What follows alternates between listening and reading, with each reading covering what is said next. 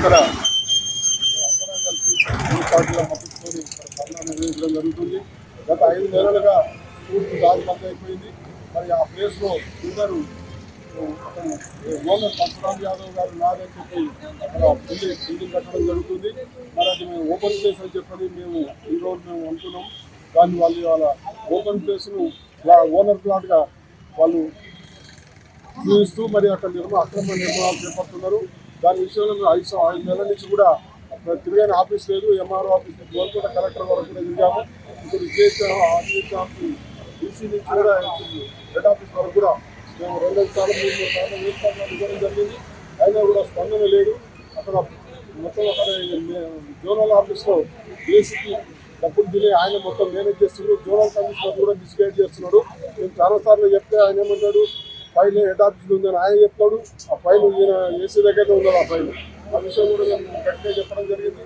ఆఖరికి మన ఇద్దరు కలిసి జోనల్ కమిషనర్ హెడ్ ఆఫీస్ ఇద్దరు కలిసి కూడా మేము ఇమీడియట్గా రేపు పంపించడానికి కూలగొట్టడం ఇన్స్ట్రక్షన్ చేసి అని చెప్పింది.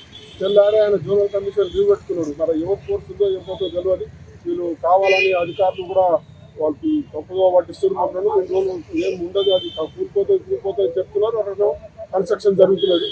మరి ఈ ఏరియాలో పరశురామ్ యాదవ్కు 19 ఎకరాల భూమి ఉంది. 19 ఎకరాలకు మినిమం 10% జాగ వదలాలంటే కనీసం ఒక 10,000 గజాల జాగ ఉండాలి ఓపెన్ ప్లేస్. అట్లాంటి ప్రభుత్వ భూమి 3,000 గజాలు కబ్జా చేసుకుని 1000 గజాలు మాత్రమే ఓపెన్, ఒక ఫస్ట్ లేఅవుట్లో మాత్రమే ఒక 3 పార్కులు ఇచ్చారు. అవి కూడా 1000 లోపట్నే ఉంటుంది. మరి ఇట్లా పెద్ద పెద్ద బావులు కూడా కబ్జా చేసి వాళ్ళు అమ్ముకుంటున్నారు. మరి దీని మీద ఎప్పుడో 79 లేఅవుట్ అని చెప్తారు. అది మినిమం వాళ్ళు అమ్ముతున్నారు. అది 79 లేఅవుట్ నుంచి ఇట్లా అమ్ముకోవడం ఎంతవరకు కరెక్ట్ అది. మరి ఇంత సిటీ ఇంత అభివృద్ధి ఉంటుంది.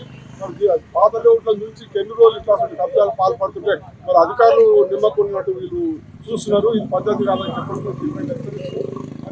బిల్డింగ్ ఎక్కడ ఓపెన్ ప్లేస్ 10% తీయించినాకనే ఆ బిల్డింగ్ అది కన్స్ట్రక్షన్ కావాలి. అప్పటిదాకా అది కన్స్ట్రక్షన్ కావద్దు. ప్లస్ పిల్లలకు స్కూల్ దారి కూడా ఫస్ట్ ఓపెన్ కావాలని చెప్పి స్కూల్ విషయంలో ఇప్పుడు మేము నిర్ణయించాము. బిల్డింగ్ విషయంలో ఆల్రెడీ కోర్టుకు వెళ్ళాము మేము. ఆ కోర్టు తీసుకొచ్చినాక దాని విషయం మీద మళ్ళీ మీరు పంపిస్తాం.